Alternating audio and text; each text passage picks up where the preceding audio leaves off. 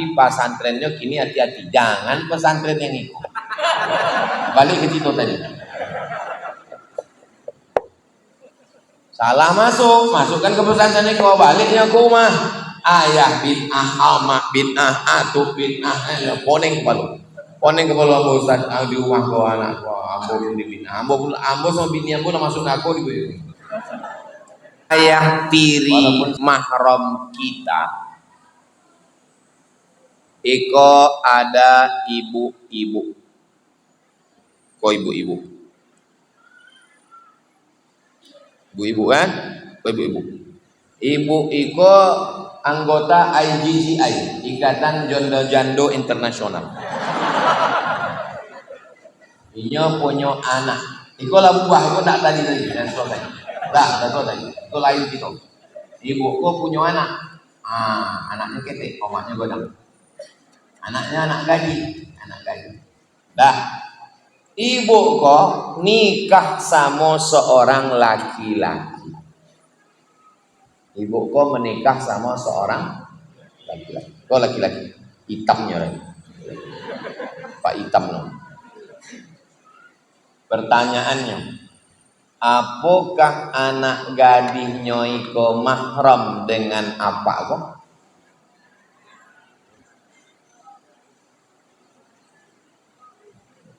Wa rabaibukumul lati fi hujurikum minal lati dakhaltum bihinna. Tidak boleh kamu menikahi anak dari istrimu kalau kamu sudah berhubungan kelamin dengan amaknya. Bolehkah bapak iko nikah dengan anak kau? Tengok dulu.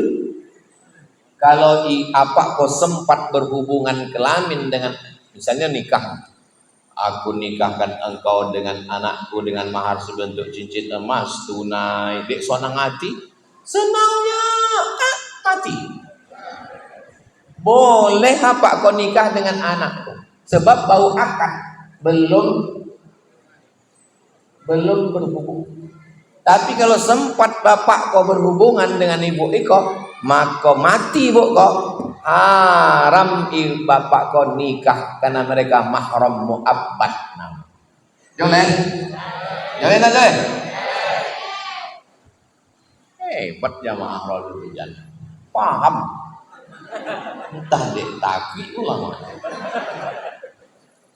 Sampai mana batasan aurat perempuan yang boleh dilihat oleh ayah tiri? Mahram awak, abang, adik laki-laki, abang, adik ayah. Ini ayah, ini tukar lagi cerita, Ini ayah, ya kan? Ini ibu. Ini anak perempuan. Kok hitam Pak Ustaz? Ini hitam manis. Dah. Iko ayah, iko ibu. Siapa mahram anak gadis kok? Mahram inyo ke samping adalah ayahnya, saudara ayah, adik ayah, abang ayah, yang laki-laki itu mahramnya saudara. Saudara ibu, mamaknya. Saudara ibu yang laki-laki, abang ibu, adik ibu itu mahramnya saudara. Itu ke samping. Ke bawah adalah adik laki-lakinya, anak adiknya. Ke atas datuk, ayah, datuk, unyang. Kalau tempat kami ayah habis itu grandfather. Oh itu lah kata. Itu mahram semua. Yang ke bawah anak, cucu, itu mahram. Jadi, nah, yang ditanya termasuklah ayah yang tadi yang sempat berhubungan dengan ibu, maka dia termasuk dalam mahram. Nah, perempuan kalau dengan mahramnya itu apa batas auratnya yang boleh nampak? Yang boleh nampak menurut urf. Apa itu boleh nampak? Jadi kalau nyo pakai baju tidak sempit, lengannya nampak. Lengan. Nyo di rumah itu ada ayahnya, atuknya, keponakannya, adiknya, kakaknya, pamannya, boleh nampak lengannya, boleh nampak betisnya. Jadi kalau nyo pakai daster, tertutup lututnya, betis bagian bawah boleh, lengan bagian di bawah. Jangan nyo pakai baju nampak ketiak. Rambutnya boleh. Kalau ke atas rambut, kalau ke samping lengan. Misalnya bajunya segini. Kalau kaki, saya keponakan perempuan saya tak boleh. Pokoknya walaupun aku mahram, kau tetap menutup aurat, tutup macam dengan orang lain. Supaya awak membiasakan diri. Allah bisa karena biasa. Ayah tiri itu ayah. Kalau ayah tiri sudah berhubungan dengan ibu sama macam ayah kandung. Tapi ayah tiri kini ganas-ganas. Dia banyak makan pengawet sama makanan Yahudi Israel. Saya pernah keguguran anak ke-8, umur kandungan kurang 3 bulan. Apakah itu bisa membantu ibu dan ayahnya masuk surga?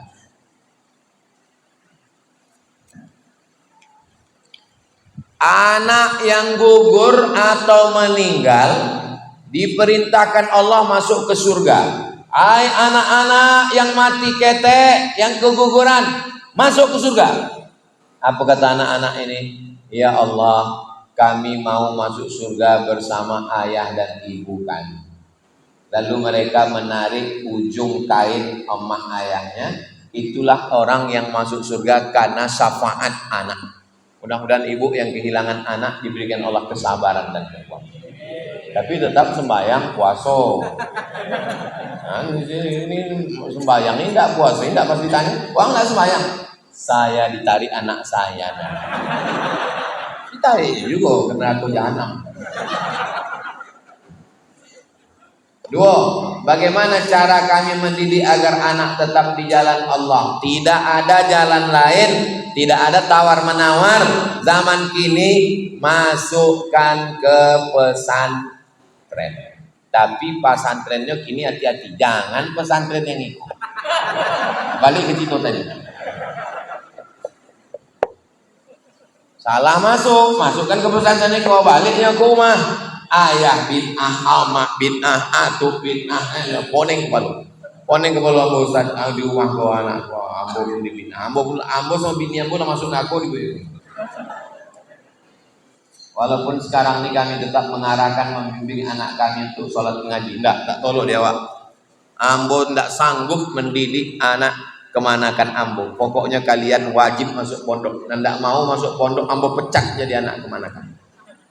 Anak keponakan ambo nan pertama pondok Ihsan Boarding School lah 6 tahun, tamat tahun kok. Adiknya di Bogor tamat 3 tahun, akhirnya masuk Sulaimaniyah. Doakan nanti ke hafal Quran bisa ke Turki insyaallah. Tidak ada tawar-menawar, wajib masuk pondok, titik. Siapa yang bisa mengawal dari sinetron, internet, YouTube, Netflix, Instagram, Telegram, miligram, kilogram? Tak tolong awak. Ibu sibuk mencari nafkah, bapak sibuk mencari makan, anak tak bisa terkawal kita. Benteng terakhir masukkan ke pesantren. Habis.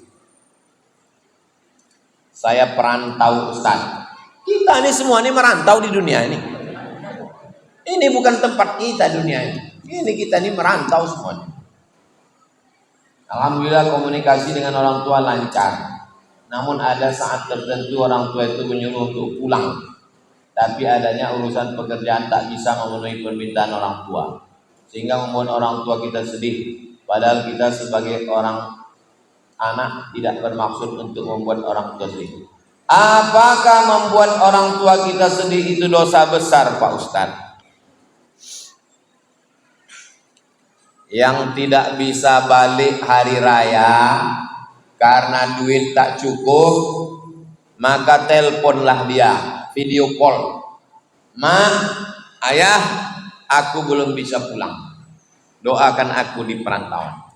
Menangis dia sedih, itu di luar tanggung jawab kita. Karena kita tidak menyusahkan dia, kita tidak berbuat salah dan dosa. Ambo setiap hari mengirimkan video dan foto anak Ambo ke mertua Ambo. Sebab kami bisa baliknya cuma setahun sekali ke Jombang, Jawa Timur. Kau bukti kiriman fotonya. Lo kalian tidak percaya. Tadi jam 2:30 Ambo kirim gambar cucunya pakai sepatu. Semalam Ambo kirim gambar masjid jam 10:10. Malam tadi Ambo kirim gambar kami iktikaf. Sebab jauh, naik pesawat menyambung ke Jakarta. Balik selalu tak sanggup. Balik setahun sekali. Senangkan hatinya dengan mengirim gambar. Jangan sampai ayah, ibu, mertua pergi ke tempat servis handphone. Tolong betulkan handphone saya ya dek, servis. Kok nggak bunyi-bunyi? HP-nya bagus bu, anak ibu yang error. Nggak pernah menelpon orang tua. Telepon dia. Senangkan hati. Bahagiakan. Orang tua itu tak minta banyak-banyak. Orang tua itu cuma minta dia selalu ada komunikasi dengan. Apakah boleh zakat fitrah diberikan kepada saudara kandung, tapi saudara saya tersebut tidak sholat, tidak puasa, manusia dia nih. Dan keadaan saudara saya itu juga dalam keadaan tidak bekerja. Tidak boleh mengasih zakat kepada orang yang wajib kita nafkahi. Ambo, siapa yang wajib ambo nafkahi? Pertama, bini. Bini wajib ambo nafkahi. Nang kedua, anak. Ikon tak yang tadi, itu anak yang baik. Anak. Nang ketiga, orang tua. Orang tua masuk mertua di dalam. Tiga ini tidak boleh dikasih zakat. Sayang, ini zakat abang sekaligus belanja kita bulan ini ya.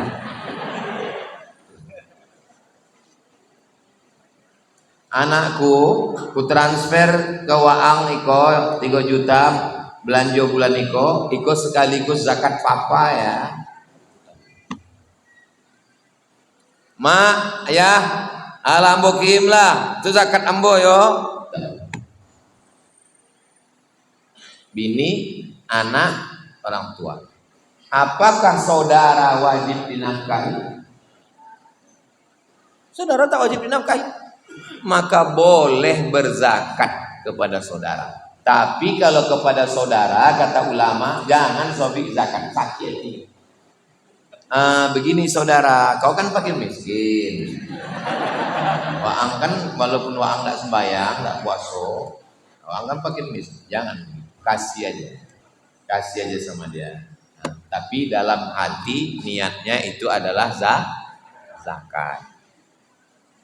Pengurus masjid, kalau ada di lingkungan masyarakat ini uang nendak sembahyang, tahun ini tetap kasih, panggil. Buat kelompok, sebelah kanan kau yang baik-baik, nendak sembahyang sebelah kiri. Maang nendak sembahyang siko. Mohon maaf yang sebelah kiri. Dah, sabikan. Kalian, wahai fakir miskin nendak sembahyang, tahun niko kalian kami kasih. Tapi tahun muko 2026 kami evaluasi kalian. Tengok, kalau kalian tidak ada berubah, kami tidak akan kasih zakat lagi. Tengok, foto, ambil gambar, catat, lapor, buat lapor, datangnya ke masjid. Tahun 2 kalau tidak ada perubahan, jangan kasih zakat. Matinya, biar mati. Tidak boleh memberikan zakat pada orang yang wajib dinafkahi. Bapak berzakat kepada ibu? Boleh. Ibu bisnismen, ekspor impor, kuliner, restoran, takjil internasional. Sodonya kolak aduh. Kayu, Bulan kau dapat 300 juta. Pertanyaannya, bolehkah ibu berzakat ke bapak? Boleh. Sebab ibu tak wajib menafkahi bapak. Ibu panggil bapak. Fakir miskin, si kau sudah.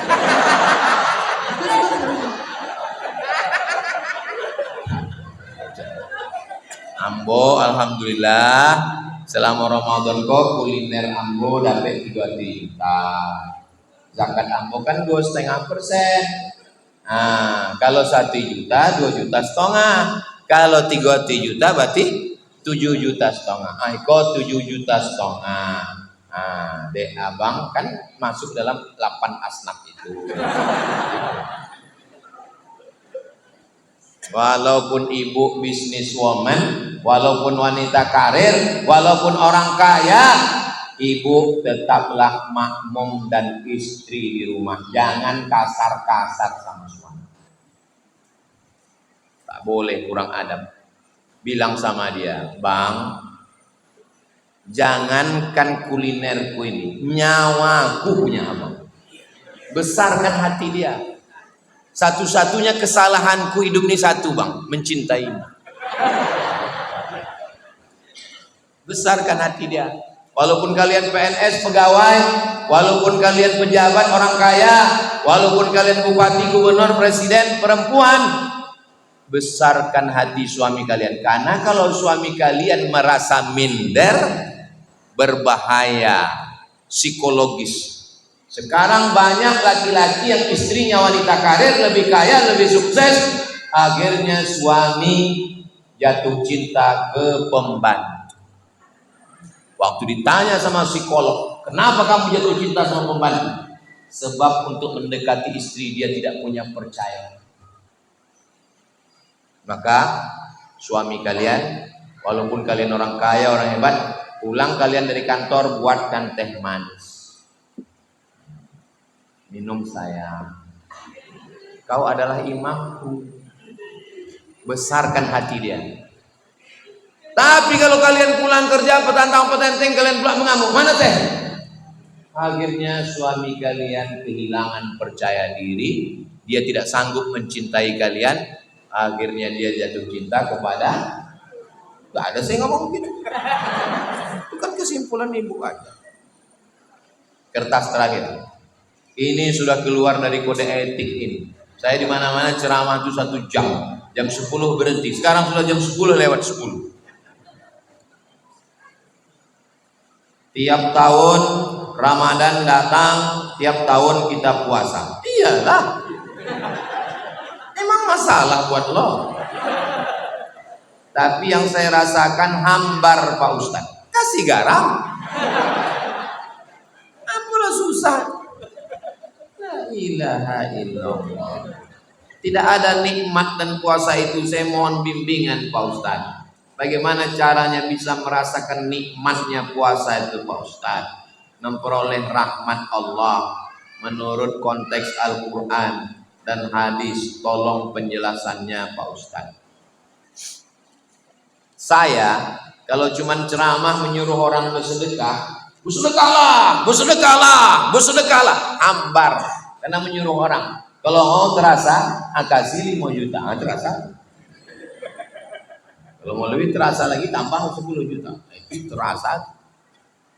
Waktu kalau 10 juta, awak kasih itu ego, nanti waktu berdoa menangis. Ya Allah. Kalau mau terasa ibadah, tambah dosisnya. Tahajud yang tak terasa karena 8 rakaat, buat 100 rakaat. Puasa yang tak terasa karena tahun lalu sudah puasa, kemarin puasa, sekarang tak terasa lagi. Adakan tiap hari buka bersama dengan 100 anak panti. Terasa aja. Garam yang tidak terasa sedikit, sendokkan garam. Terasa. Imam Ahmad bin Hanbal satu hari sholat 300 rakaat. Terasa itu. Imam Ahmad bin Hanbal diundang ke istana, dapat duit 1 koper, belum sampai ke rumah duitku habis dibagikan ke fakir miskin. baru terasa. Abu Hurairah sebelum tidur malam memetik tasbih 1000 tasbih sebelum tidur malam, baru terasa. Tarekat Naqsabandiyah satu hari wajib berzikir 5.000 Allah Allah Allah Allah Allah Allah Allah Allah, baru terasa. Mana yang kalian mau ingin terasa? Tambah dosis ibadah. Saya kalau cuma puasa begini nggak terasa, nanti puasa 6 tambah lagi. Kalau cuma 6 hari nggak terasa, tambah puasa 8 hari, Senin Kamis Senin Kamis Senin Kamis. Kalau cuma 8 hari nggak terasa, puasa Nabi Daud 15 hari. Puasa Nabi Daud tak terasa, puasa dahar 1 bulan. Tak terasa juga, gilo.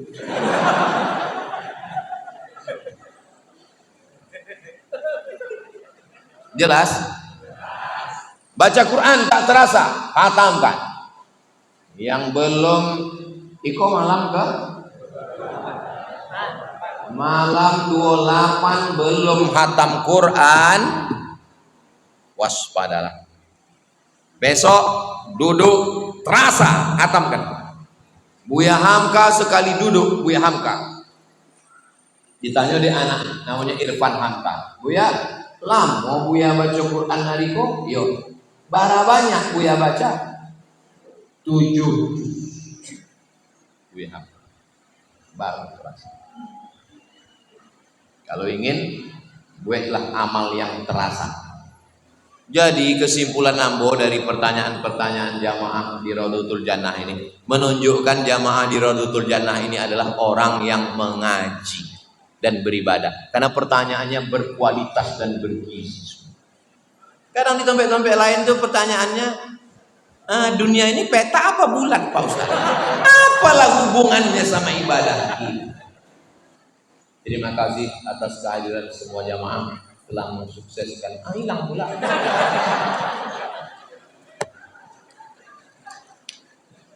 Kalau Ambo tengok dari senyum jamaah ini orangnya bahagia. Dari ketawanya yang lepas ini tidak ada yang hutang.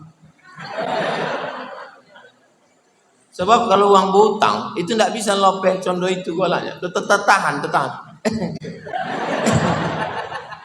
Ini kok bisa lopeh? Ini menunjukkan. Dan Ambo pun yang ceramah 1 jam 15 menit nggak terasa. Itu menunjukkan memang jamaah ini orangnya bahagia lahir batin. Nampaknya baju ayolah tiku. Mudah-mudahan keluarga awak sakinah mawaddah warahmah. Anak cucu awak istiqomah iman dan Islam.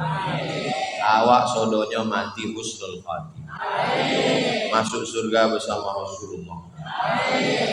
Ala hazin niat untuk niat yang baik-baik iko al-Fatihah. A'udzubillahi minasyaitonir rajim. Bismillahirrahmanirrahim. Alhamdulillahirabbil alamin. Ar-Rahmanir Rahim. Maliki yaumiddin. Iyyaka na'budu wa iyyaka nasta'in. Ihdinas siratal mustaqim. Siratal ladzina an'amta 'alaihim ghairil maghdubi 'alaihim waladdallin. Amin. Allahumma innaka 'afuwun, engkau maha pemaaf, tuhibbul afwa, cinta kepada maaf. Fa'fu anna, maafkanlah silap salah dosa kami ya Allah. Rabbana fir lana dzunubana, ampunkan dosa kami. Wali abaina, ayah kami. Wali ummahatina, mak kami. Wali azwajina, pasangan hidup kami. Wali zurriyatina, anak cucu keturunan kami. Wali man hadarana, sodonan hadir dalam kajian hari ini ya Allah. Rabbana taqabbal minna salatana wa siyamana wa qiyamana wa ruku'ana wa sujudana. Terimalah salat kami, puasa kami, tahajud kami, zikir kami, baca Quran kami. Wa tammim taqsirana, sempurnakan segala kekurangan kami ya Allah. Ya muqallibal qulub, engkau yang membolak-balikkan hati.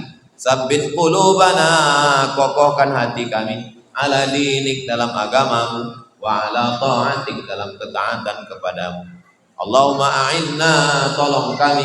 Ala zikrika, supaya hati kami selalu berzikir mengingatmu. Wa syukrika, selalu bersyukur kepadamu. wa husni ibadatik, selalu beribadah dengan ibadah yang terbaik. Allahumma inna nas'alukal huda, berikan kami hidayah, wat tuqa, berikan kami rasa takut kepada Engkau sehingga kami tidak berbuat dosa, wal afaf, menjaga diri dari yang haram dan syubhat, wal ghina, berikan hati kami ini merasa cukup dengan yang halal sehingga kami tak mencari-cari yang haram. Rabbana hablana minas salihin, jadikan anak kami anak-anak yang soleh dan solehah. Min muhammiri masajidik, memakmurkan masjidmu dengan sholat berjamaah dan mengkaji agama Islam. Waqtim bis salihati a'malana, tutup umur kami dengan kalimat la ilaha illallah Muhammadur Rasulullah sallallahu alaihi wasallam. Allahumma kama jama'tana fi hadzal syahril mubarak, sebagaimana Engkau kumpulkan kami di Masjid Raudhatul Jannah di bulan yang mulia, fajma'na ma'al habibil mustafa fi jannatikal ula, kumpulkan kami nanti di surga bersama Nabi Muhammad sallallahu alaihi wasallam. Rabbana atina fid dunya hasanah wa fil akhirati hasanah wa qina azabannar wa adkhilnal jannata ma'al abrar ya azizu ya ghaffar.